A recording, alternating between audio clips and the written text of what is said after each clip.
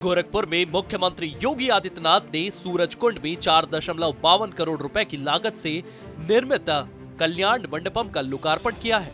इस भव्य सामुदायिक भवन का निर्माण गोरखपुर नगर निगम ने कराया है, जो 10 वार्डों की करीब 2 लाख आबादी को विवाह, सांस्कृतिक आयोजन और सामुदायिक गतिविधियों के लिए सुविधा प्रदान करेगा।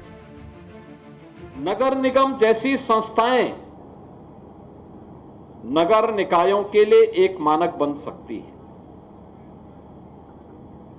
आज प्रधानमंत्री मोदी जी का विजन स्मार्ट सिटी का, और स्मार्ट सिटी को सेफ सिटी में भी बदलना। सेफ सिटी का मतलब जहां हर व्यक्ति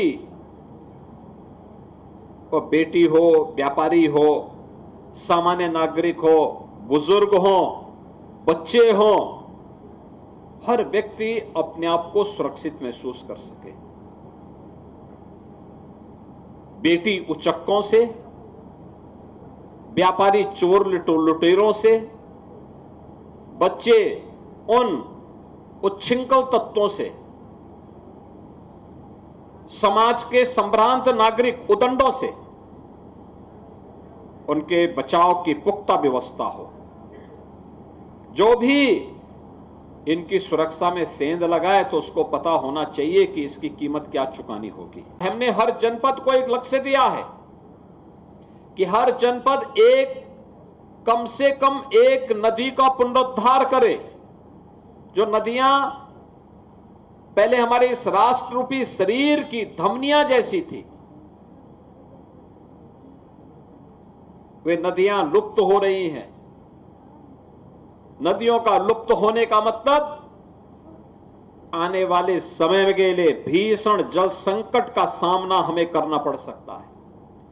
उस भीषण जल संकट के सामना से रोकने के लिए हम अभी से उसको पुनर्जीवित करें, उस पे कब्जा न होने दें। कभी गुड़धोआ भी एक नदी थी, बाद में नाला हुआ और नाला होने के बाद फिर कब्जा हो गया। इस समय फिर से जीवित हो रहा है।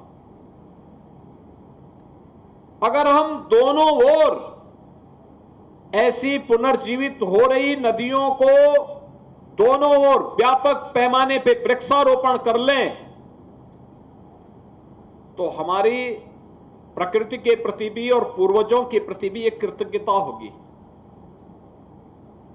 कृतज्ञता इस बात को लेकर के कि कभी किसी पूर्वज के समय में वो नदी रही होगी, प्रकृति ने उसको अपनी धमनी के रूप में उपयोग किया था, जिससे जीव सृष्टि को एक स्वच्छ, सुंदर और आध्यात्मिक वातावरण दे सके।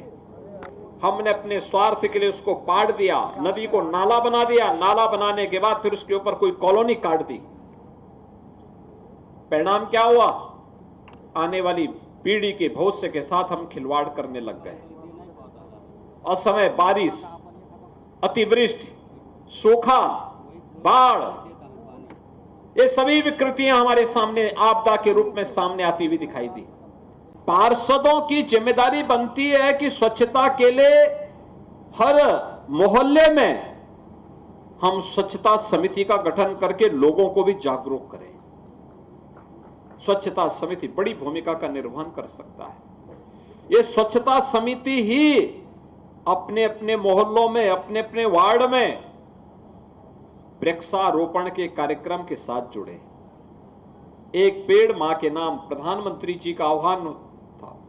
पर्यावरण को बचाने के लिए, अपने पूर्वजों की स्मृति को जीवंत बनाए रखने के लिए, आने वाली पीढ़ी को एक बेहतर भविष्य देने के लिए हम लोग इस प्रकार का एक कार्यक्रम तैयार करें।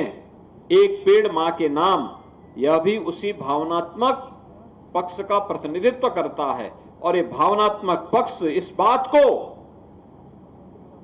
कि हम भी अपनी इस नागरिक जिम्मेदारी का निर्वहन करें। आप मुझे बताइए कि क्लाइमेट चेंज के कारण असमय बरसात होना, अत्यधिक बारिश हो जाना या कभी सूखा पड़ जाना क्या इससे केवल एक व्यक्ति प्रभावित होता है? पूरा समाज और जो भी त्रासदी की चपेट में आता है वो पूरा मोहल्ला, पूरा जनपद उसकी चपेट में आता है। कोई भी निर्दोष व्यक्ति उसकी चपेट में आ सकता है। अगर हम इन बातों को ध्यान में रख करके कि नहीं, हमें इन सभी चीजों को व्यवस्थित तरीके से इसके समाधान का रास्ता निकालना है, तो समस्या अगर मनुष्य ने दी है तो समाधान का रास्ता भी मनुष्य को ही देना पड़ेगा। और समाधान, पर्यावरण की समस्या का समाधान ही है एक पेड़ मां के नाम। इससे पहले सीएम योगी आदित्यनाथ ने गोरखनाथ मंदिर परिसर में जनता दर्शन कार्यक्रम में हिस्सा लिया। इस दौरान करीब 300 फरियादियों ने अपनी समस्याएं उनके सामने रखी। जमीनी विवाद, चिकित्सा सहायता और सरकारी योजनाओं से संबंधित शिकायतें शामिल थी। योगी ने सभी फरियादियों की बात सुनी और संबंधित अधिकारियों को तत्काल कार्रवाई करने के लिए सख्त निर्देश दिए। गोरखपुर में सूरजकुंड कल्याण मंडपम का लोकार्पण और जनता दर्शन कार्यक्रम ने सीएम योगी की जन सेवा और विकास के प्रति प्रतिबद्धता को फिर उजागर किया है। ये मंडपम 2 लाख लोगों के लिए सुविधा का केंद्र बनेगा, जबकि जनता दर्शन ने आम जन की समस्याओं को सुनने का मंच प्रदान किया है।